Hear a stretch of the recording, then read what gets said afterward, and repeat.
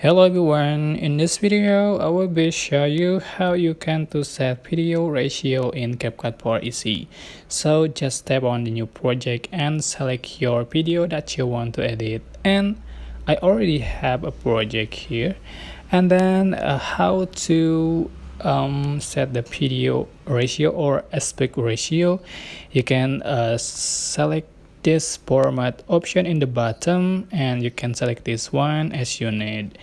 For example, if you want to make the video for the YouTube content, you can select this 16:9 for the aspect ratio, or for the Instagram feed 1:1, or you can select this 508 for the TikTok content. So just select this one as you need. Okay, it's basic, but I hope this tutorial was helpful for you guys. Don't forget to click like, comment, share, and also subscribe to this channel. If you have any question, please leave it in the comment section down below. Thank you so much for watching. Bye.